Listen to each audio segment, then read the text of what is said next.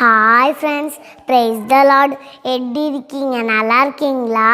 இந்த வீக் என்ன தலைப்பு தெரியுமா? சகோதர ஸ்நேகம். சகோதர ஸ்நேகத்தை பற்றி ஒரு பாட்டு கேட்கலாமா? வாங்க கேட்கலாம்.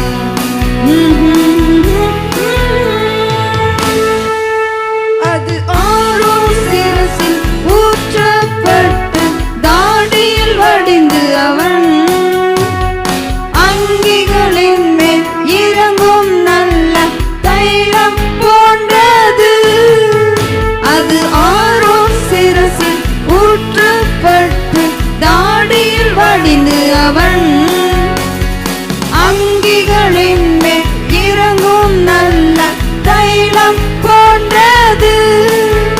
இதோ சகோதரர் ஒரு மீது வாசம் பண்ணுகிறது.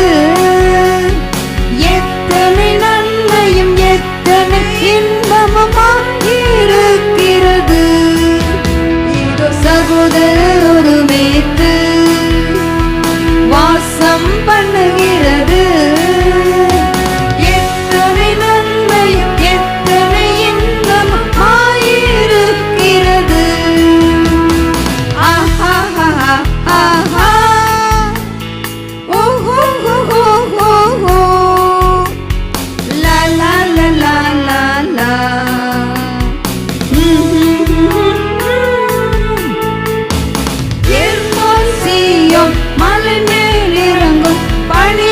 போன்றது என்றும் அங்கே கர்த்தராசி ஜீவன் பொழிகின்றார். எர்மோன் சீயோன் மலை மேல் இறங்கும் பனியை போன்றது. என்றும் அங்கே கர்த்தராசி ஜீவன் பொழிகின்றார்.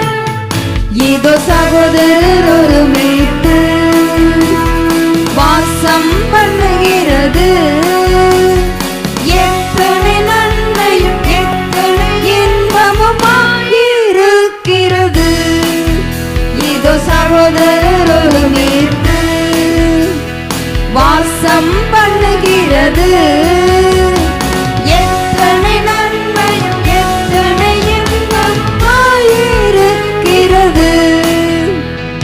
ஆஹா ஆஹா ஆஹா ஓஹோ ஓஹோ ஓஹோ லா லா லா லா லா லா.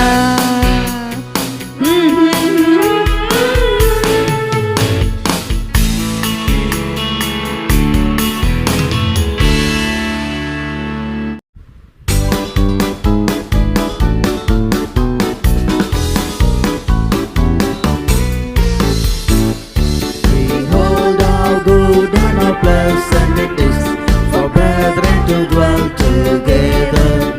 Behold how good and how pleasant it is for brethren to dwell together. In unity, to dwell in unity. La la la la la la la la la. In unity, to dwell in unity. La la la la la la la la la. Behold how good and how pleasant it is for brethren to dwell together. Behold how good and how pleasant it is for brethren to dwell together. In unity, to dwell in unity. La la la la la la la la la.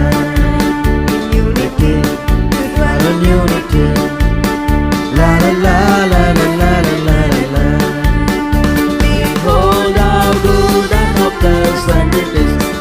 brethren to dwell together. Behold how good and how pleasant it is for brethren to dwell together. In unity, to dwell in unity. La la la la la la la la la. In unity, to dwell in unity. La la la la la la la la la. Behold how good and how pleasant it is for brethren to dwell together. Behold how good and how pleasant it is for brethren to dwell together. In unity, to dwell in unity. La la la la la la la la la. In unity, to dwell in unity. La la la la la la la la la la. Behold how good and how pleasant it is for brethren to dwell together. Behold how good and how pleasant it is for brethren to dwell together. In unity, to dwell in unity. La la la la la la la la la. பாட்டு பிடிச்சிருந்துச்சா friends? அடுத்து நம்ம story கேட்கலாம். வாங்க story கேட்கலாம்.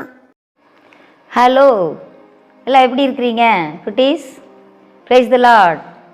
உங்களையெல்லாம் இன்னைக்கு இந்த ஞாயிறு பள்ளியின் மூலமாக சந்திக்கிறதுல நான் ரொம்ப சந்தோஷப்படுறேன். உங்களுக்கும் அந்த கதை கேட்கணும்னு சொல்லிட்டு ஆசையாக இருக்குதா? அக்கா சொல்கிற கதையெல்லாம் உங்களுக்கு ரொம்ப பிரயோஜனமாக இருக்குதா? சரி, இன்றைக்கி நம்ம சகோதர ஸ்நேகத்தை குறித்து நம்ம பார்க்க போகிறோம். சகோதர ஸ்நேகம் ரொம்ப கேட்கும் போதே மிகவும் இனிமையாக இருக்குதுல்ல. ஏன்னா சகோதரர்கள் அப்படின்னா நம்ம ஃப்ரெண்ட்ஸாக இருக்கலாம், உடன் பிறந்தவர்களாக இருக்கலாம். எல்லாருமே எப்படி இருக்கணும்? அப்படியே நல்லா சந்தோஷமாக சமாதானமாக எல்லாம் ஒன்றுக்கு ஒன்று நல்லா விட்டு கொடுத்து நல்லா இருக்கும்போது தான் அந்த குடும்பமாகட்டும் இல்லை உறவுகளாகட்டும் நல்லா ஸ்மூத்தாக போயிட்டுருக்கும். இப்போ ஆதி பெற்றோர் நம்ம பார்த்தோம், ஆதாம் ஏவாள். அவங்க 2 பேர்த்துக்கும் அவங்க ஏதேனிலிருந்து அவங்க வெளியே வந்து அவங்க கஷ்டப்பட்டு நெற்றி வேவி நிலத்தை சேர்ந்து பாடுபட்டு அப்படியே அவங்க பிழைச்சிட்ருக்காங்க. அப்போது அவங்கள ஆண்டவர் அவள் சகல ஜீவனுள்ளோருக்கெல்லாம் தாய் என்று அந்த பேரை அவள் ஏற்றுக்கொண்டது போலவே அவங்களுக்கு முதலாவது காயின் அப்படிங்கிற ஒரு மகன் பிறந்தான். அதே போல் அடுத்தது என்ன, ஆபேல் அப்படிங்கிற இன்னொரு 2வது மகனும் பிறந்தான். அப்போ அவங்க 2 பேரும் இப்போ காயின் என்ன செஞ்சிட்டு இருந்தாங்கன்னா, இந்த நிலம்புலங்கள் எல்லாம் அந்த தோட்டங்களெல்லாம் பண்படுத்தி விவசாய தொழில் செஞ்சுட்டு இருந்தாங்க. விவசாயத்தில் நல்ல செழிப்பு அந்த இடத்துல. ஏன்னா ஆண்டவர் ஏதேன் தோட்டத்திலிருந்து அப்படியே எல்லாம் ஓடி வருகிற நதிகளெல்லாம் அங்கே வச்சுருந்தார். அந்த நதிகள்லாம் அங்கே அந்த பகுதியில் ஓடினதுனால அங்கே நல்ல செழிப்பு. அப்போ அந்த இடத்துல விவசாயத்தில் அவன் நல்ல வருமானங்களை ஈட்டி கொண்டு வரலாம் அப்படின்னு சொல்லிட்டு அவங்க விவசாய தொழில் செய்து கொண்டு வருகிறார். அப்போ இவங்க ஆபேலன்னு என்ன பண்ணுறாங்க, ஆடு மாடுகள். இப்போ விவசாயத்தோடு நீங்கள் பார்த்தீங்கன்னா லைஃப் ஸ்டாக்னு சொல்லுவோம், அந்த கால்நடைகளையும் பராமரிக்கிறது விவசாயம். 2மே பார்த்திங்கன்னா அப்படியே ஒன்றிணைந்து செய்வாங்க, இன்டகிரேட்டடாக செய்வாங்க. எல்லா விவசாய நிலங்கள்லையும் போய் பார்த்திங்கன்னா விவசாயிகள் வீடுகளில் பார்த்திங்கன்னா ஆடு மாடு வளர்ப்பாங்க. அதே போல் இந்த செடி கொடிகளை அது வளர்ப்பாங்க. எல்லாமே அந்த இடத்துல செஞ்சிட்ருப்பாங்க. கோழி வளர்ப்பாங்க. இந்த மாதிரி நிறையா அவங்க வளர்த்து எல்லா வருமானங்களை ஈட்டுவாங்க. அப்போ இந்த இடத்துல இருக்கும்போது பார்த்திங்கன்னா தோட்ட வேலையெல்லாம் நான் கவனிச்சுக்கிறேன், நீ ஆடு மாடுகளெல்லாம் மேய்க்கிறத நீ பார்த்து அப்படின்னு சொல்லிட்டு 2 பேரும் அப்படி செஞ்சிட்ருக்குறாங்க. அப்புறம் அந்த நாட்களில் பார்த்திங்கன்னா நம்ம என்ன செய்கிறோம், ஃபஸ்ட்டு விளைஞ்சது நம்மளுக்கு ஆண்டவர் கொடுக்குற வருமானங்கள் அதெல்லாம் என்ன செய்வோம், கடவுள் எனக்கு இதையெல்லாம் வாய்க்க செய்தார். நல்ல நிலத்தில் என்ன தான் நம்ம நாற்று நட்டு நீர் பாய்ச்சி அதை எல்லாமே செஞ்சாலும் அதோட பலன் யார் தர்றா, விளைச்சலை யார் தர்றா, ஆண்டவர் தான். அப்போ அதனால் அதுக்கு நன்றி கடனாக போய் ஆண்டவருக்கு என்ன செய்யணும், அதை நன்றி கடந்த ஸ்தோத்திரத்தோடு அவங்க பலியிட்டணும் அப்படின்னு சொல்லிட்டு பார்க்குறோம். அந்த நாட்களில் பார்த்திங்கன்னா நல்ல ஆல்ட்ரு கல்லெல்லாம் வச்சு ஒரு மேடை மாதிரி செஞ்சு அதில் கட்டைகள் எல்லாம் வைத்து நெருப்பு மூட்டி இதென்ன செய்வாங்க, பலியிடுவாங்க அந்த பொருள்களை கொண்டு போய். அப்போது அப்படி செய்யும்போது 2 பேருமே 2 ஆல்ட்ரு வச்சு செஞ்சிட்ருக்காங்க. பார்த்திங்கன்னா அந்த இடத்துல ஆபேல் மந்தையிலிருந்து தன்னுடைய ஆட்டு மந்தையிலிருந்து நல்ல கொழுத்த கொழுமையான நல்ல ஆட்டுக்குட்டிகளை கொண்டாந்து என்ன செய்கிறான் ஆண்டவருக்கு. நான் இப்போ ஆடு வளர்த்தேன், அதில் ஆண்டவர் எனக்கு நல்ல குட்டிகளை ஈனும்படி செய்தார். எந்த ஒரு நோய் நொடி இல்லாமல் ஆண்டவர் காப்பாற்றினார். அதே போல் என்னது, அது நல்லா பழுகி பெருகும்படி செய்தார் சொல்லிட்டு நன்றியதான காணிக்கையை கொண்டாந்து படைச்சார். அதே போல் காயினும் என்ன செஞ்சாங்க, நிலத்தில் நல்ல விளைஞ்ச நல்ல கனிகள், முதற்கனிகள் கொண்டு வந்து பழங்கள் காய்கறிகள் எல்லாம் கொண்டு வந்து ஆண்டவர் சுமந்து வைக்கிறார். அப்போ அந்த இடத்துல பார்க்கும்போது பார்த்திங்கன்னா ஆண்டவர் அந்த இடத்துல ஆபேலினுடைய காணிக்கையை அங்கீகரிக்கிறார். அங்கீகரிக்கிறதுனா அக்கினி அப்படியே மேலேருந்து வந்து இறங்கி அந்த அக்கினி அப்படியே அவங்க வச்சிருக்கிற பொருள்களை அதை ஏற்றுக்கும். அக்கினி அதை அப்படியே அதை தகனிக்கும். அதுதான் ஆண்டவர் ஏற்றுக்கொள்ளக்கூடிய காணிக்கை. அப்போ அந்த இடத்துல ஆபேலினுடைய காணிக்கை ஆண்டவர் அங்கீகரித்துட்டார். காயினதை ஆண்டவர் என்ன செய்யலை, அங்கீகரிக்கலை. அப்போ அந்த இருக்கும்போது பார்த்திங்கன்னா அந்த இடத்துல அவங்களுக்கு உடனே அவனுக்கு வந்து ஆண்டவர் பாரு என்னுடைய காணிக்கை மட்டும் ஆண்டவர் அக்கினியினால் வந்து அதை ஆசீர்வதிக்கலை அப்படின்னு சொல்லிட்டு காயின் ஒரே கோபம், உடனே மூஞ்சே மாறிடுச்சு முகமே. அப்படியே அதிலிருந்தே அவனுக்கு வந்து ரொம்ப பொறாமையாக இருக்குது தன் சகோதரன் மேலே. உடனே இவன் பாரு நல்ல பேர் வாங்கிட்டான் கடவுள்கிட்ட. அது போய் சொல்லியிருப்பானல்ல ஆதாமுக்கு எவாட்டி அப்பா அம்மாட்ட போய், அப்பா அம்மா நான் வச்ச காணிக்கையே கடவுள் ஏற்றுக்கிட்டாரு சொல்லிட்டு எல்லாத்திட்டையும் சந்தோஷமாக சொல்லியிருப்பான். அப்போ உடனே அவனுக்கு ரொம்ப இன்னும் அவனுக்கு வந்து கோபம் அதிகமாகிடுச்சு. சகோதரனை ரொம்ப பகைக்கிறான். அப்படியே அவனை வந்து என்ன பண்ணலான்ட்டு அப்படியே கோபத்தில் இருக்கிறான். அப்போது ஒரு நாள் மந்தையில் அவங்க வந்து 2 பேருமே காட்டில் வேலை செஞ்சிட்ருக்கும்போது என்ன செஞ்சிட்டான், ஆபேலை ஒரே போட்டு தள்ளிட்டான். அப்படியே செஞ்சு அவனை அந்த இடத்துலையே அந்த தம்பியை உயிர் இல்லாமல் பண்ணிட்டான். உடனே ஆண்டவர் அந்த நேரத்தில் அப்படியே சுற்றி அப்படியே வர்றாரு. அப்போ அந்த இடத்துல பார்த்திங்கன்னா அந்த ஆபேலினுடைய ரத்தம் பூமியிலிருந்து ஆண்டவர்கிட்ட மன்றாடுது, பேசுது. உடனே ஆண்டவர் வந்து பார்க்குறாரு, காயின்னு எங்கே உன் சகோதரன் எங்கே அப்படின்னு கேட்குறான். உடனே உன் தம்பி எங்கேன்னு கேட்டோன்னா அவன் எனக்கு என்ன தெரியும், அவனுக்கு என்ன, நான் என்ன காவல் காத்துட்டு கொந்துட்டுருக்கிறேன், அவன் எங்கே போகிறான் எங்கே வரான்னு எனக்கு தெரியாது ஆண்டவரே அப்படி சொல்கிறான். உன்னுடைய தம்பியினுடைய ரத்தம் என்கிட்ட வந்து பேசிச்சு, என்னை கூப்பிட்டுச்சு, ஆண்டவரே பாருங்க அப்படின்னு சொல்லிட்டு என்னை வந்து முறையிட்டுது அப்படின்னு சொல்லி. உடனே காயின் உடனே இப்போ ஆண்டவரே மன்னியும் அப்படின்னு சொல்லிட்டு அந்த இடத்துல மன்னிப்பு கேட்குறான். ஆனால் இனி மன்னிப்பு கேட்டாலும் அந்த உயிர் திரும்ப போகுது. இன்றைக்கி பார்த்தீங்கன்னா உலகத்தில் சகோதரருக்குள்ள ஒரு அன்பு பாசம் பற்றே இல்லை. ஒரு சின்ன சொத்துக்காக, சின்ன ஒரு உணவுக்காக, சின்ன ஒரு ட்ரெஸ்ஸுக்காக, ஒன்றும் இல்லை. பள்ளிக்கூடத்துலேயே பாருங்கள், நீங்கள் படிக்கிற ஸ்கூலில் நல்ல ஒருத்தர் நல்லா மார்க் வாங்கி அவனை பெருமையாக டீச்சர்ஸ் பாராட்டினாங்கன்னா அவனுக்கு கீழே மார்க் வாங்குறவனுக்கு எப்படி இருக்கும், செகண்ட் மார்க் வாங்கினவனுக்கு அவனை பார்த்தா ஒரு போடுறாங்க பாரு, எல்லாத்துட்டும் இவன் நல்லா ஃபஸ்ட் ப்ரைஸ் வாங்கி நல்ல பேர் எடுத்துட்டானே அப்படி சொல்லிட்டு அது வருதா இல்லையா. அவங்க 2 பேரும் பேச மாட்டாங்க கொஞ்ச நாள். அப்படி எல்லாம் ரொம்ப எது ஒன்று செஞ்சாலும் விளையாட்டு போட்டியில் ஒருத்தர் ஜெயிச்சிட்டானா அவன் மேலே ஒரு பொறாமை வருது. அந்த சகோதர உள்ளமே இல்லாமல் போகுது. அண்டை ஏகலகத்தாருக்குள்ளே அப்படி தான், ஐயோ அவன் அது வாங்கிட்டானா நம்ம இது வாங்கணும், இது செய்யணும், அதை செய்யணும் அப்படி சொல்லிட்டு. பெண் பிள்ளைகளுக்கு மத்தியில் அப்படி தான். யாராவது ஒருத்தர் நீ போட்டிருக்கிற ட்ரெஸ் அழகாக இருக்குது அப்படின்னு அவளை ஒருத்தி பார்த்து சொல்லிட்டாங்கன்னா அவளுக்கு ஒரே போகிறாங்க வந்துடும். ஐயோ நான் அப்போ நல்லா இல்லையா, என்னோடய ட்ரெஸ் நல்லா இல்லையா, வீடு வரைக்கும் போய் கோவமாகவே போவாள். அம்மா அப்பாட்டையும் போய் கோவமாக பேசுவாங்க அந்த பாப்பா. எனக்கு மட்டும் இப்படி ட்ரெஸ் வாங்கி கொடுத்துட்டீங்க, என் ஃப்ரெண்டு கவிதா எவ்வளோ அழகாக ட்ரெஸ் போட்டிருந்தா, எல்லோரும் அவளை அப்படி புகழ்ந்தாங்க, நல்லா இருக்கிற, சூப்பராக இருக்கிற, குவீன் மாதிரி இருக்கிற அப்படின்லாம் சொன்னாங்க. ஆனால் என்னை யாருமே கண்டுக்கல, நீங்கள் ஏதோ இந்த மாதிரி ஒரு ட்ரெஸ் எனக்கு வாங்கி கொடுத்துட்டீங்க. அப்போ அந்த இடத்துல என்ன வருது, அவங்களுக்குள்ள ஒரு பொறாமை, ஒரு அந்த நல்ல ஒரு குணங்கள் இருக்கிறதில்ல. சகோதரர்களுக்குள்ள அப்படி தான். இப்போ அண்ணன் நல்லா தம்பி நல்லா படித்து நல்லா ஃபஸ்ட் ரேங்க் எடுத்துடுறான், அண்ணனும் கொஞ்சம் சுமாராக படிக்கிறான். உடனே எல்லா டீச்சர்ஸ் என்ன சொல்லுவாங்க, டேய் உன் தம்பி பாடுறா எவ்வளோ நல்லா படிக்கிறான், நீ அவங்க கூட சேர்ந்து உட்காந்து படி, நல்லா உனக்கு கணக்கெல்லாம் தெரியல அவங்ககிட்ட கேட்டு படி அப்படிம்பாங்க டீச்சர்ஸ். அப்போ பேரண்ட்ஸ் மீட்டிங் வந்தாலும் அப்பா அம்மாட்ட தம்பியை புகழ்ந்து பேசுவாங்க. உங்கள் இப்போ சின்ன பையனை பற்றி கவலையே இல்லைங்க, உங்கள் பெரிய பையனுக்கு தான் படிப்பே ஏற மாட்டேங்குது சொல்லுவாங்க. ஆனால் அவனுக்கு அதன் நிமித்தமாக என்ன வந்துடும், பொறாமை தம்பி மேலே. என்னடா அது எங்கே பார்த்தாலும் இவனே நல்ல பேர் வாங்கிட்டு இருக்கிறான் அப்படின்னு. அப்போ இந்த மாதிரிலாம் நிறையா நம்ம இந்த உலகத்தில் பார்க்குறோம். அப்போ தம்பி தங்கச்சி நீங்களும் கூட உங்கள் வாழ்க்கையில் அப்படிலாம் நீங்கள் நினச்சிருக்கிறீங்க தானே? ஏதாவது அம்மா அப்பா ஏதாவது ஒரு ஸ்நாக்ஸாக கொடுத்தா கூட 2 தட்டிலி வச்சு கொடுத்தாங்கன்னு அதை கம்பேர் பண்ணுவீங்க. அதில் எவ்வளோ இருக்குது, இது எவ்வளோ இருக்குது, என்னோடது அதிகமாக அவ்வளோது அதிகமாக, ஏய் உனக்கு என்னை விட கொஞ்சம் அதிகமாக வச்சுருக்குறாங்க அப்படின்லாம் சொல்கிறோம்ல. அது மாதிரிலாம் நம்ம இருக்கக்கூடாது. அந்த சகோதரருக்குள்ளே யார் சாப்பிட்டு போகிறான், அண்ணன் தானே, தங்கச்சி தானே, அக்கா தானே. அதே போல் அவங்களுக்கு ஏதோ ஒரு நல்ல பேர் கிடச்சிதுன்னா, ஸ்கூலில் பள்ளிக்கூடத்துலேயே அவங்கள பெருமையாக பேசுனாங்கன்னா யாருடைய தம்பின்னு சொல்லுவாங்க? உன் பேர் சொல்லி தானே தம்பியோட 7வது படிக்கிறானே, அவனோட அண்ணன் தான் இவன் 9வது படிக்கிற நீயே, ஏய் 7th படிக்கிறது உன் தம்பியா, நல்லா படிக்கிறான்டா, பரவாயில்லடா. அவன் நாளைக்கு நல்லா பெரிய ஆளானாலும் யாருக்கு பெருமை? யாரோட அண்ணன்னு சொல்லுவாங்க, யாரோட பையன்னு சொல்லுவாங்க.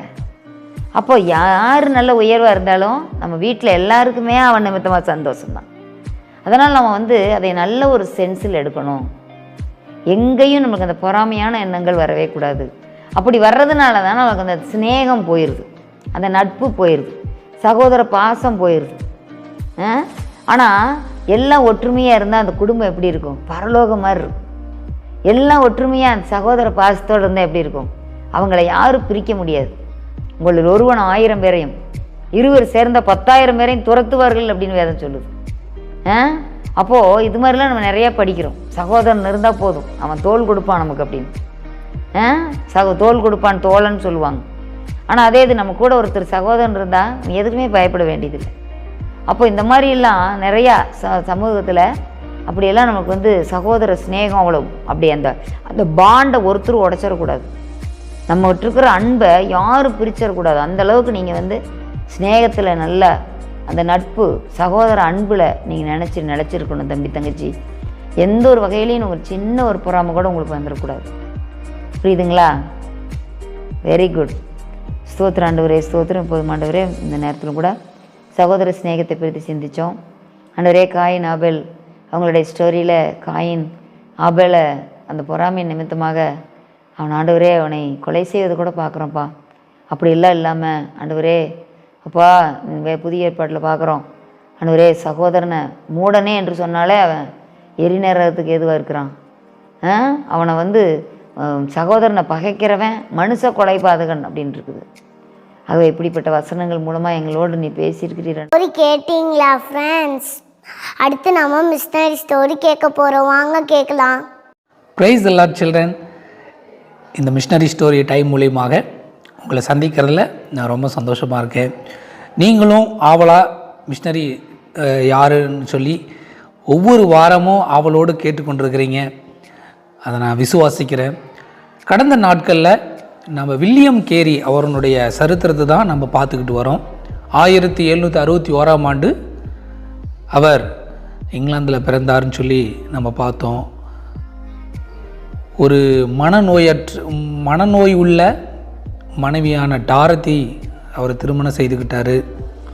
ரொம்ப ஏழ்மை நிலையில் தள்ளப்பட்டதுனால ஷூ தயாரிக்கிற செருப்பு பழுது பார்க்கக்கூடிய தொழிலை செய்து கொண்டே வேதத்தின் மேலே ஆர்வம் படித்தார். எபிரேயு, லத்தீன், கிரேக்கு போன்ற மொழிகளெல்லாம் கற்றுக்கொண்டார்னு பார்த்தோம். அதற்கப்புறம் அவருக்குள்ள ஒரு ஆசை இருந்துச்சு, புறஜாதி மக்களுக்கு சுவிசேஷத்தை அறிவிக்கணும், அவர்களுடைய வாழ்க்கை ஆசீர்வதிக்கப்படணும்னு சொல்லி முயற்சி செய்தார். அதன் மூலியமாக பேப்டிஸ்ட் சொசைட்டி மூலியமாக அவர் இந்தியாவுக்கு வருகிறார்னு சொல்லி நம்ம பார்த்தோம். அவர் கப்பல் ஏறி இந்தியாவுக்கு வரும் பொழுது 30 வயதில் வில்லியம் கேரி இந்தியாவுக்கு வராரு. எங்கே வராருன்னா வங்காளதேசம், மேற்கு வங்கம் இருக்கு இல்லையா, கல்கட்டா, அங்கே தான் என்ன செய்கிறாரு வில்லியம் கேரி அவருடைய குடும்பமாக வராரு. அவரும் அவருடைய மனைவியினுடைய சகோதரி, அப்புறம் அவருடைய 4 பிள்ளைகள். வில்லியம் கேரிக்கு 4 குமாரர்கள் இருந்தாங்க. அவங்களுடைய பெயர் என்னென்னா ஃபெலிக்ஸ், வில்லியம், ஜேபஸ் மற்றும் பீட்டர். ஸோ இந்த 4 பிள்ளைகளோடு கூட என்ன செய்கிறாரு, இந்தியாவுக்கு வராரு. இப்பொழுது இங்கிலாந்திலே பிறந்து அவர் வளர்ந்ததுனால இப்போ இந்தியாவுக்கு வந்த உடனே குடும்பமெல்லாம் இங்கே இருக்கக்கூடிய சூழ்நிலைகள் வெயில், குளிர், இந்த காரியங்கள்லாம் அவங்களுக்கு ஒத்துக்கலை. அதே போல் சாப்பாடு, ஆரம்ப நாட்களில் ரொம்ப கஷ்டப்படுறாங்க வில்லியம் கேரி குடும்பம். காரணம் என்னென்னா, எடுத்துக்கிற உணவுகள் எதுவுமே அவங்க வயிற்றுக்கு சேர மாட்டேங்குது. வாந்தி எடுப்பாங்க, அல்லது காய்ச்சல் வந்துடும். இப்படியாக வில்லியம் கேரியினுடைய குடும்பம் ரொம்ப சிரமப்பட்டாங்க. பிறகு அப்படியே கொஞ்சம் கொஞ்சமாக அந்த உணவெல்லாம் அவங்களுக்கு செட் ஆயிடுச்சு. இப்போ அவர் வந்துட்டார். தீவிரமாக மொழியை கற்றுக்கொள்ளணும்னு ஆர்வம். கப்பலில் வரும்பொழுதே அவர் மொழி கற்றுக்கொண்டிருக்கணும். வங்காள தேசத்தில் இறங்கும் பொழுது அந்த வங்காள மொழியை கொஞ்ச நாச்சு பேசிடணுங்கிற ஆர்வத்தோடு தான் வந்தார். அதே போல் வங்காள மொழியை தீவிரமாக கற்றுக்கொண்டார். எவ்வளோ சீக்கிரம் முடியுமோ அவ்வளோ சீக்கிரம் அந்த இலக்கணங்கள் எழுதி எல்லாவற்றையும் எழுதுறது, படிக்கிறது எல்லாவற்றையும் கற்றுக்கொண்டார். பிறகு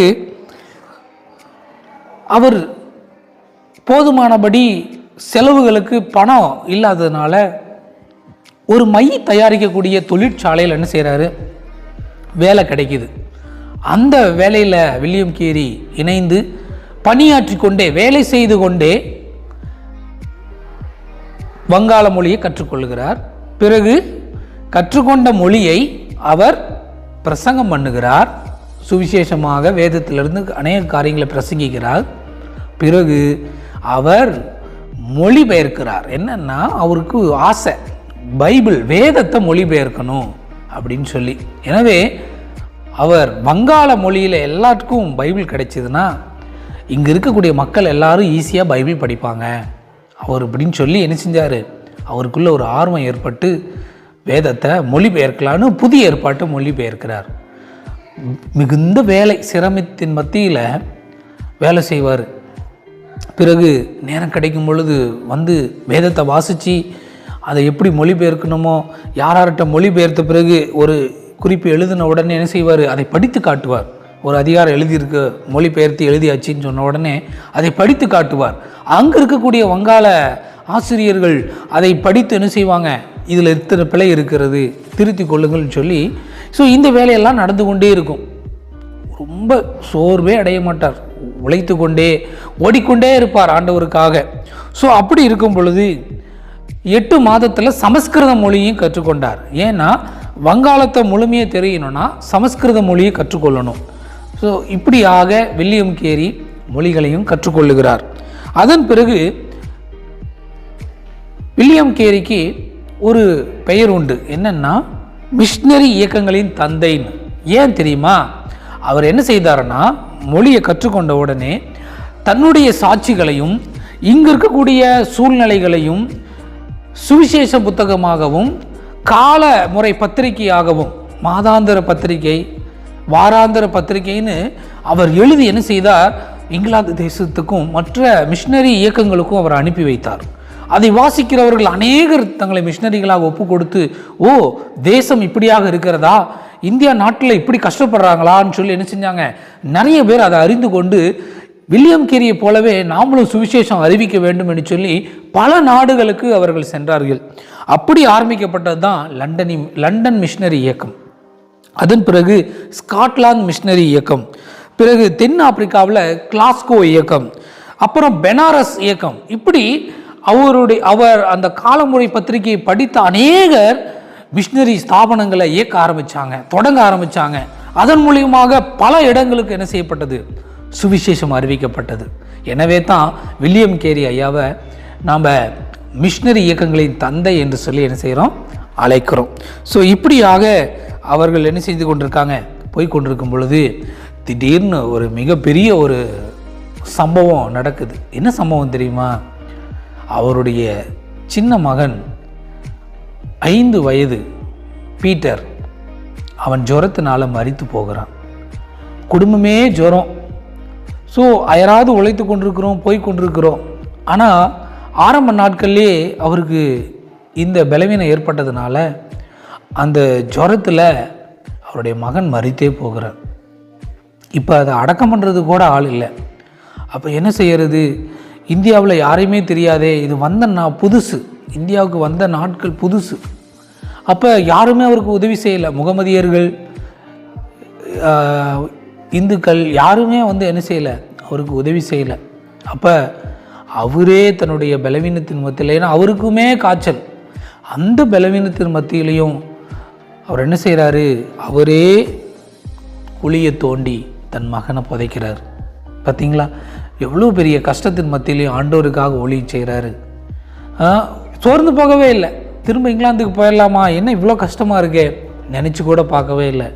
இல்லை, நான் சுவிசேஷம் அறிவிக்க வந்தேன், நான் என்ன செய்வேன், திரும்ப போக மாட்டேன், எவ்வளோ உபத்திரம் வந்தாலும் நான் ஆண்டவருக்காக நிற்பேன் அப்படின்னு சொல்லி என்ன செஞ்சார், ஊழியத்தை செஞ்சார். அதுக்கப்புறம் தான் ஊழியம் பெருக பெருக ஒரு 4 வாலிபர்கள் என்ன செய்கிறாங்க, இந்த வில்லியம் கேரி ஐயாவோடு இணைகிறாங்க. அவங்க யாருன்னா பிரெட்ஸ்டன், கிராண்ட், ஜாஸ்வா மார்ஷ்மன், வில்லியம் வார்ட். ஸோ இவங்க 4 பேர்னால தான் இந்த வேதாகமம் மொழிபெயர்க்கப்படுவதற்கு உறுதுணையாக இருந்தது. இப்படியாக 1801ஆம் ஆண்டு முதலாவது இந்திய நாட்டில் வங்காள மொழியில் புதிய ஏற்பாட்டு மொழிபெயர்த்து முடித்தார். எல்லா காரங்களுக்கும் அது ரொம்ப ஆச்சரியமாக இருந்தது. ஓ, இப்படி ஒரு வேதத்தில் இப்படிப்பட்ட காரியங்கள் இருக்குதா, இயேசுவானவர் நமக்காக இந்த உலகத்துக்கு வந்தாரான்னு சொல்லி படித்த அநேகர் என்ன செய்யப்பட்டாங்க, ரட்சிக்கப்பட்டாங்க. படிக்க தெரியாத பேர் நிறைய பேர் இருந்தாங்க. அவங்களுக்கெல்லாம் என்ன செஞ்சார், அவர் ஆசிரியராக இருந்து தான் கற்றுக்கொண்ட வங்காள மொழியில் என்ன செஞ்சார், அவர் படிப்பதற்கு ஆசிரியராக அவர் என்ன செய்தார், பணியாற்றி அநேக ஏழை எளிய குழந்தைகளுக்கு அவர் கல்வியை கற்றுக் கொடுத்தார். ஸோ இப்படியாக அவர் இந்திய தேசத்திலே அநேக காரியங்களை அவர் செய்தார். ஆண்டவருக்காக சுவிசேஷம் அறிவிப்பதே தன் முழு மூச்சு என்று சொல்லி அவர் அயராது ஓடினார். அருமையான தம்பி தங்கச்சி, இந்த வில்லியம் கேரி சம்பவத்தை கேட்டுக்கொண்டிருக்கிற, அவருடைய சரித்திரத்தை கேட்டுக்கொண்டிருக்கிற நீங்களும் ஒப்பு கொடுப்பீங்களா? எந்த ஒரு சூழ்நிலையிலும் ஆண்டவருக்காக நிற்கிற நீங்கள் சின்ன உபத்திரவம், ஒரு பாடுகள் வந்தாலும் சோர்ந்து போயிடாதீங்க. ஆண்டவர் என்னை கைவிட்டுட்டாரேன்னு சொல்லி உங்கள் விசுவாசத்தை இழந்துடாதீங்க. அவர் மேலே வைத்த நம்பிக்கையை முடிவு பறிந்த உறுதியை பற்றி கொண்டு இருப்போமானால் அவர் மேலே நம்ம நம்பிக்கையாக இருப்போம்னு சொல்லி, அவரிடத்தில் பங்குள்ளவர்களாக இருப்போம்னு சொல்லி வேதம் சொல்லுகிறது. கர்த்தர் தாமே உங்களையும் வில்லியம் கேரியை போல மாற்றுவாராக. நாம் ஜெபிப்போமா? பரிசுத்தமும் மகா இரக்கமும் கிருபையும் உள்ள தகப்பனே, இப்பொழுதும் வில்லியம் கேரியினுடைய சரித்திரத்தை நாங்கள் தியானிக்கிறோம். 30 வயதில் அவர் இந்தியாவுக்கு வருகிறார், தன்னை அர்ப்பணிக்கிறார். பல உபத்திரவங்களையும் இன்னல்களையும் சரீர ரீதியாகவும் மன ரீதியாகவும் பட்டாலும் ஒருபோது சோர்ந்து போகாமல் அவர் முன்னோக்கி செல்லுகிறார். அநேகருக்கு சுவிசேஷத்தை அறிவிக்கிறார், புதிய ஏற்பாட்டையும் மொழிபெயர்க்கிறார். ஸோ இப்படிப்பட்ட தியாக மனப்பான்மை, ஆண்டவருக்காக எதையாவது செய்ய வேண்டும்ங்கிற அந்த வைராக்கியம் எங்களுக்குள்ளும் வரட்டும் கர்த்தாவே. அப்படியாக இந்த சரித்திரத்தை கேட்டுக்கொண்டிருக்கிற ஒவ்வொரு பிள்ளைகளுடைய வாழ்க்கையில் நீங்கள் கிரியை செய்யுங்க, ஆசீர்வதிங்க. இயேசுவின் நாமத்தில் ஜெபிக்கிறோம் நல்ல பிதாவே, ஆமேன் ஆமேன். ஃப்ரெண்ட்ஸ், இப்போ நம்ம மனன வசனம் கற்றுக்க போகிறோம். வாங்க கற்றுக்கலாம். ஹாய் குட்டீஸ், இன்னைக்கு ஒரு மனப்பாட வசனம் கற்றுக்கலாமா? எல்லாம் ரெடியாக இருக்கீங்களா? இதோ சகோதரர் ஒருமித்து வாசம் பண்ணுவது எத்தனை நன்மையும் எத்தனை இன்பமும் ஆனது. மறுபடி சொல்லலாமா? இதோ சகோதரர் ஒருமித்து வாசம் பண்ணுவது எத்தனை நன்மையும் எத்தனை இன்பமும் ஆனது. இது சங்கீதம் 133ஆம் அதிகாரத்தில் 1வது வசனத்தில் இருக்குது. இதை மறுபடி நம்ம ஆக்ஷனோட கற்றுக்கலாமா? எல்லாரும் ஒரு வாட்டி எந்திரிச்சு நிற்கிறீங்களா? ஓகே. இதோ சகோதரர் ஒருமித்து வாசம் பண்ணுவது எத்தனை நன்மையும் எத்தனை இன்பமும் ஆனது. மறுபடி சொல்லலாமா? இதோ சகோதரர் ஒருமித்து வாசம் பண்ணுவது எத்தனை நன்மையும் எத்தனை இன்பமும் ஆனது. எனக்கு ஸ்கிட்டு பிடிக்குமா ஃப்ரெண்ட்ஸ்? வாங்க சேர்ந்து ஸ்கிட்டு பார்க்கலாம். ஆமாம் ரோசி, எக்ஸிபிஷன்லாம் போட்டிருக்காங்க. போகலாமா? நம்ம போகலாம், ஜாலியாக இருக்கும். ஜாலியாக இருக்கும். அப்பாட்ட காசு வாங்கி வச்சுக்கோ. இப்படி போய் இப்படி வருமா ஒரு ஜெயிண்ட் வீல் போகலாமா? போகலாம், ஜாலியாக இருக்கும். ஃப்ரெண்ட்ஸ் எல்லாம் கூப்பிட்டு வா, சரியா? ஃப்ரெண்ட்ஸ் எல்லாம் கூட்டிட்டு வா. ஐஸ்கிரீம் நிறைய எல்லாம் ஸ்நாக்ஸ்லாம் சாப்பிட்லாம். குட்டு நிறைய காசு வாங்கி வச்சுக்கோ அப்பாட்ட. ஆமாம், ஹோம்ஒர்க்லாம் இப்போயே முடிச்சு எல்லாத்தையும் பேக் பண்ணி வச்சிரு. ஓகேவா? போய் ரெடி ஆகலாம். வா போய் ரெடி ஆகலாம்.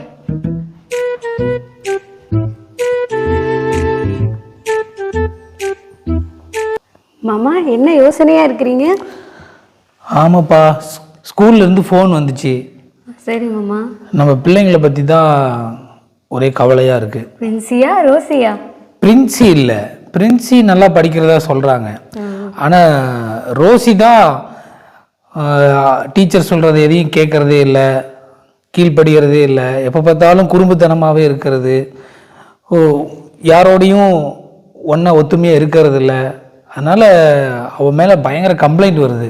ஆமாங்க மாமா, வீட்டில் கூட நான் எது சொன்னாலும் கேட்கவே மாட்டேங்கிறா, வேலை சொன்னால் கூட செய்ய மாட்டேங்கிறா. ரொம்ப கஷ்டமாக இருக்கு மாமா அவளை நினச்சா. இப்போ இந்த வயசுலேயே இப்படி இருந்தால் நம்ம எப்படி அதை சரி பண்ணி கொண்டு போகிறதுனே தெரியல. என்ன பண்ணுறதுன்னு எனக்கும் தெரியல மாமா. ஓகே, நம்ம ஜோம் பண்ணுவோம். அவளுக்காக நம்ம கண்டிப்பாக ஜோம், ரோசிக்காக நம்ம ஜோம் பண்ணணும். ஏசப்பா தான் அவளை என்ன செய்யணும், சரி பண்ணணும். சரியா, கூப்பிட்டு பேசி பார்ப்போம். சரி, ரோசி இங்க வா. என்ன பண்ணிட்டு இருக்கிற? என்ன ஏதோ உன் மேல நிறைய கம்ப்ளைண்ட்ஸ் வருதுன்னு சொல்றாங்க. என்ன நீ ரொம்ப குறும்பு பண்ணிட்டே இருக்கிற? டீச்சர் சொல்றது எதையுமே நீ கேட்க மாட்டேங்கிறியாமா? உன் மேல ரொம்ப கம்ப்ளைண்டா இருக்கு. அப்படிலாம் இல்லைப்பா, நான் நல்ல பிள்ளையாக தான் இருக்கேன். அப்படியா? எனக்கு நம்புற மாதிரி தெரியலையே. ஏன்னா நீ நிறைய பாடங்களையும் சரியாக படிக்க மாட்டேங்கிற. உன் மேலே நிறைய கம்ப்ளைண்ட்ஸ் வருது. இனிமேல்னாச்சும் ஒழுக்கமாக இருக்கணும். சரிங்கப்பா. இருப்பியா? இருப்பேன்ப்பா. நான் நம்புகிறேன். சரியா? இனிமேல் கம்ப்ளைண்ட்ஸ் வரக்கூடாது. ஓகேப்பா. சரியா? கீழ்ப்படியணும். ஓகே. ஆமாம், என்ன ரோசி, அப்பா உன்னை காலைல கூப்பிட்டு ஏதோ பேசிகிட்டு இருந்தாரு. சாக்லேட் கீது கொடுத்தாரா? சாக்லேட் எனக்கு உனக்கு கொடுப்பாரு தவிர எனக்கு கொடுக்க மாட்டார். எங்கள் மிஸ்ஸு ஃபோன் பண்ணி திட்டிருக்காங்களாம்மா என்னை பற்றி. இந்த அப்பாவுக்கும் வேறு வேலை இல்லை, எங்கள் மிஸ்ஸுக்கும் வேறு வேலை இல்லை. அப்பா யாரோட நல்லதுக்கு சொல்கிறாரு? நம்மளோட நல்லதுக்கா அவரோட நல்லதுக்கா? சரி நீ நிறுத்து, வா போகலாம். நான் ஏதாவது ஸ்கூலில் எங்கள் டீச்சர் ஏதாவது என் மேலே தப்பு சொல்கிறாங்களா? நீ தப்பு பண்ணுறதுனால அவர் டீச்சரோட வார்த்தைக்கு கீழ்ப்படியாதனால உன்னை தப்பு சொல்கிறாரு. அக்கா வந்துட்டு ஓவரா நீ பண்ணாத, வா போகலாம். முதல்ல இந்த பேச்சு முதல்ல விடு. சரி சரி, வா போகலாம். ஐயோ மாட்டினேன்டா. என்ன பண்ணிட்டு இருக்க கிரவுண்டில் இந்த நேரம்? மேம், அக்கா கிட்ட நோட்டு வாங்க போனேன். என்ன நோட்டு? மேம், என்னோட கிளாஸ் ஒர்க் நோட். கிறுக்கி கிறுக்கி வச்சிருக்கிறது கிளாஸ் ஒர்க் நோட்டா? டைம் ஆகுது, பிரேக் டைமில் இன்னுமா இது பண்ணிட்டு இருக்க? கிளம்பு சீக்கிரம் போ. கிளம்பு சீக்கிரம் போ. அங்கே யார் அங்கே என்ன பண்ணிட்டு இருக்கா? இந்த வராண்டா. ஆமாம் ரோசி, ஸ்கூல்லலாம் என்னாச்சு? கிளாஸ்லலாம் என்ன பண்ண? சும்மா தான் இருந்தேன், என்ன பண்ணுவேன். சரி, நீ ரொம்ப டென்ஷனாக இருக்க போல. எக்ஸிபிஷன் போகலான்னமே, காசு வாங்கிட்டியா அப்பாட்ட? ஆமாம், நான் கேட்டோன்னே அவர் தந்துடுவார். சரி, நான் வாங்கிக்கிறேன். சரிவா போகலாம். நீ போ, நான் கொஞ்ச நேரம் கழிச்சு வரேன். என்ன எப்போவுமே ஜாலியாக தானே போவோம். நீ போ, எனக்கு கொஞ்சம் வேலை இருக்குது, நான் செஞ்சுட்டு வரேன். சரி போகிறேன், பத்திரமா வா. ஆமாம், ஒரே ஏன்னா இவன் வந்தனால எனக்கு ஸ்கூல்லையும் சரி எங்கேயுமே மரியாதை கம்மியாக தான் இருக்குது. அம்மா அப்பாவும் இவ்வளோ தான் நல்லா உயர்த்தி பேசிகிட்டே இருக்காங்க. டென்ஷன் ஆகுது எனக்கு.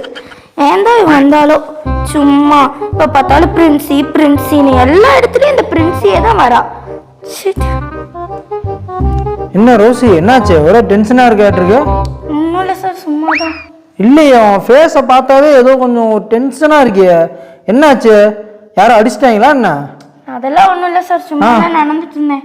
சும்மா நடந்துட்டு இருந்தேன். இல்லை உன் ஃபேஸை பார்த்தாவே எப்பவுமே சிரிச்சு நல்லா ஸ்மைலி ஃபேஸோடு இருக்க. நீ பார்த்தா ஒரு மாதிரி உருன்னு ஏதோ யாரையோ அடிக்க போகிற மாதிரி ஒரு மாதிரி கோபமாக இருக்கிய. என்ன ஆச்சு சொல்லு. சண்டே கிளாஸுக்கும் போன வாரம் வரல. நான் வந்தேன் சார், நான் பின்னாடி உட்காந்துருந்தேன், நீங்கள் தான் பார்க்கல. பின்னாடி உட்காந்துட்டு அப்படியே போயிடுறது. சண்டே கிளாஸுக்கும் வரதில்லை, வசனம் படிக்கிறதில்லை. என்னாச்சு சரி சொல்லு, என்னாச்சு? பிரின்சினால எனக்கு ஒரே எல்லா இடத்துலையும் மட்டமாக என்ன பேசுகிறாங்க சார். எனக்கு அது பிடிக்கவே மாட்டேங்குது. பிரின்சி உங்கள் அக்கா தானே? எனக்கு அதை பிடிக்கவே இல்லை சார். எல்லா இடத்துலையும் அவ்வளோதான் பேசுகிறாங்க. அப்பா அம்மாவும் பிரின்சிங்கிறாங்க, ஸ்கூலில் டீச்சரும் பிரின்சிங்கிறாங்க. நான் ஒன்று சொல்லவா? சங்கீதம் 133:1 ஒரு வசனம் இருக்குது. இதோ சகோதரர்கள் ஒருமித்து வாசம் பண்ணுது எவ்வளோ இன்பமானது அப்படின்னு சொல்லி அந்த வசனத்தில் சொல்லப்பட்டிருக்கு. நீ அவங்கள பேசுகிறாங்க, என் அக்காவை பேசுகிறாங்க அப்படிலாம் நினைக்காத. உன் மேலே தப்பு இருந்தால் அவங்ககிட்ட சொல்லுவாங்க, அவன் மேலே தப்பு இருந்தால் அவளை சொல்லுவாங்க. சரியா? நீயும் அவளை போலவே எல்லா விஷயத்தையும் நல்லா நடந்தா உன்னையும் வீட்டில் பாராட்ட தான் போகிறாங்க, ஸ்கூலில் பாராட்ட தான் போவாங்க, எல்லாம் நல்லா தான் பண்ண போகிறாங்க. சரியா? அதனால் நீ அதையும் போட்டு மனசை கோவப்படாத, பிரின்சி மேலே கோவப்படாத. ப்ரேயர் பண்ணு, நல்லா ஜெபம் பண்ணு. எப்பவும் போல உன்னோட சகோதரத்தில் பாசமாக இருக்கணும் அப்படின்னு பைபிளில் சொன்ன மாதிரி நீயும் உன் தங்கச்சிக்கிட்டே எப்பவுமே என்ன பண்ணணும்? உன்னோட அக்காவா மாற்றி சொல்லிட்டேன் பார்த்தியா? உன்னோட அக்காட்ட நீ என்ன பண்ணணும்? பாசமாக இருக்கணும். சரியா? இதனால் கோவம் கொள்ளக்கூடாது, சகோதரத்தில் இது பண்ணக்கூடாது. சகோதரர்கள் ஒருமித்து வாசம் பண்ணாதான் எப்படி இருக்குன்னு சொல்லி பைபிளில் சொல்லியிருக்கு. இன்பமாக இருக்கும் அப்படின்னு சொல்லப்பட்டிருக்கு. சரியா? அதனால் தேவையில்லாமல் கோவப்படாத. எக்ஸிபிஷன் பக்கத்தில் போட்டிருக்காங்க தெரியுமா? சர்ச்சுக்கு பக்கத்தில். இன்றைக்கி நீங்கள் என்ன பண்ணீங்க? கண்டிப்பாக நீயும் அவளும் சேர்ந்து என்ன பண்ணுறீங்க? போகிறீங்க. சரியா? 2 பேரும் ஹாப்பியாக ஜாலியாக போய் என்ஜாய் பண்ணுறீங்க. சரியா? ஸோ தேவையில்லாத மைண்டில் போட்டு இது பண்ணிட்டு இருக்கக்கூடாது. அடுத்த வாரம் சண்டே கிளாஸ் ஒன்று பார்க்கணும். சரியா? சரி, ஓகே. கிளம்புங்க, ஜாலியாக போங்க. சரியா? சண்டே கிளாஸ் பிடிச்சிருந்துச்சா ஃப்ரெண்ட்ஸ்? இனிமேல் நீங்களும் சகோதர ஸ்நேகமாக இருக்கணும். ஓகே ஃப்ரெண்ட்ஸ், பாய் பாய்.